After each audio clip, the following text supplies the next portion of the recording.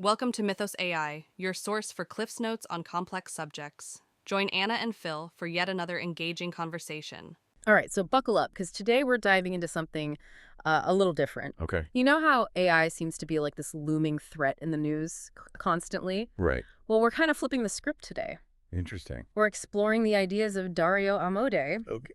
and he's a leading AI researcher who actually argues that we're consistently underestimating the potential upsides of a future that's powered by advanced AI. And that's what's so fascinating about Amodei's perspective, right? He's not just some tech optimist with rose-tinted glasses. Right. This is someone who is deeply embedded in AI safety research. In fact, he heads Anthropic, Yeah. a company that is focused on just that. Right. But he also sees the need for a positive vision, Yeah. like a why Yeah. that drives all of those risk mitigation efforts. Right. Like, what are we even working towards here? Totally, yeah. And Amodei really doesn't hold back. Like, he takes us 5, maybe 10 years into the future, where AI isn't just outplaying chess grandmasters. Right. It's significantly smarter than even Nobel Prize winners. We're talking AI tackling problems across fields in ways that we can only begin to imagine. And that's where his framework of 5 key areas comes in, right? So Amodei breaks down how this future AI could revolutionize biology and healthcare, our understanding of the mind through neuroscience, the potential to address poverty and boost economic development, the future of peace, global governance, and even what work and meaning look like when AI is a dominant force. It's a lot. It's a lot, yeah. So let's jump right into it. Amodei's vision for the future of biology and healthcare is, well, kind of mind-blowing. Okay. He drops this concept that he calls the compressed 21st century. Yeah, right. Get this, he predicts a decade from now, we will have achieved a century's worth of progress in biology and medicine. Wow. All thanks to advanced AI. And he explains it in a way that really clicks. Okay. So Amodei points out that huge leaps in biology often come from a handful of game-changing discoveries. Right. Think CRISPR or mRNA vaccines. Yeah. These weren't just about analyzing more data. They fundamentally shifted how we understand and manipulate biology. Right. It's like finding a shortcut through a maze and just going around the whole thing. Totally. And Amodei's arguing that AI can be that shortcut, leading us to these breakthroughs faster than we ever could on our own. Yeah. We're talking cures for cancers that right now feel unbeatable. Right. Wiping out genetic diseases. Right. Even getting a handle on Alzheimer's. That would be incredible. He even suggests that AI could help us double the human lifespan. That's a bold claim. Right. But he backs it up by explaining how AI could break through the bottlenecks that slow down biological research. Okay. Right. So right now, experiments are super time-consuming, data can be messy, Right. and biological systems are just inherently complex. Sure. Amodei sees AI as this tireless digital researcher, designing experiments, finding patterns in the data, making connections at a speed and scale we can barely comprehend. It's like having a whole team of genius scientists working around the clock. Exactly. But without the need for sleep, Right. coffee breaks. Or complaining over. Yeah, grant proposal. Right, yeah. Yeah, exactly. It's really interesting to think about. And here's where it gets really wild. Amodei doesn't stop at AI being a fancy data analysis tool. Yeah. He talks about AI taking over the entire research process. Exactly. What does that even look like? He envisions AI designing experiments, Okay. running lab equipment, even directing human researchers, Yeah. basically performing the tasks of a biologist. Wow. But at warp speed. Okay. It's this shift from AI as a passive tool to an active agent of discovery Right. that Amodei believes is crucial to achieving this compressed 21st century in biology. So imagine a world where pandemics are a distant memory, Right. where cancer is a manageable condition, where we have this unprecedented control over our own biology. Yeah. It's a future that feels both thrilling and a little awe-inspiring, wouldn't you say? Absolutely, but Amodei doesn't stop at physical health. Oh. He then turns his attention to neuroscience and the human mind, arguing AI's impact here could be just as profound. Yeah, and it's not just about treating existing conditions, though, right? Right. He talks about AI helping us achieve what he calls cognitive and mental freedom. That's right. Imagine being able to overcome procrastination or manage anxiety, even enhance our creativity and really experience joy. Yeah. He's talking about unlocking a whole new level of human potential. It's a really, really compelling idea. Right. And it gets even more interesting when Amodei tackles the question of mental illness. Okay. He argues that AI could revolutionize how we understand and treat conditions like depression, addiction, even things like psychopathy Right. that we barely have a handle on now. Right. It makes you wonder if we're on the cusp of a total paradigm shift in mental health care. Totally. But of course, all these advancements, they kind of beg the question, Yeah. will everyone benefit from them? Right. Could AI actually help us tackle global poverty and inequality? Or will it just make those divides that already exist even worse? Yeah, it's the billion-dollar question, isn't it? It really is. And Amodei doesn't shy away from the complexity of it at all. Oh, okay. He recognizes that it's not as simple as inventing a new tech and calling it a day. Right. We have to consider economics, distribution challenges, Sure. and the very real issue of human governance in ensuring these benefits reach everyone. Right. It's one thing to develop a life-saving drug. Totally. It's another thing entirely to get it to the people who need it most, Absolutely. especially in parts of the world with limited resources and infrastructure. Yeah, and Amodei uses this great example. Okay. He points to the success of eradicating smallpox Right.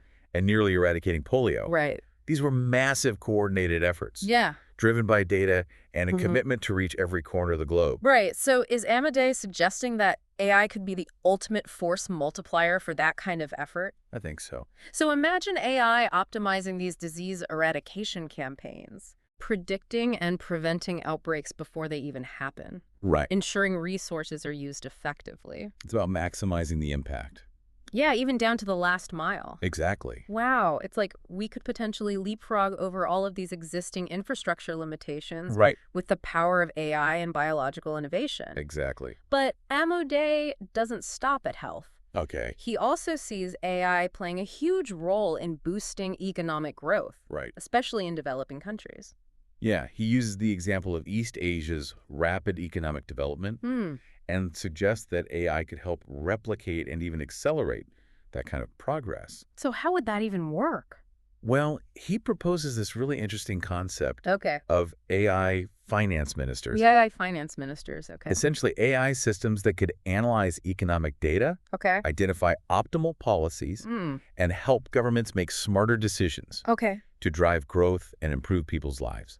I don't know about you, but giving AI that much control over a country's economy Yeah, I know what you mean. feels a little too close to a Black Mirror episode for comfort. Right, and it's a valid concern. For sure. But Amodei points out that we already rely on complex algorithms and models Right. in finance and economics. Sure. AI could be an extension of that, just significantly more powerful.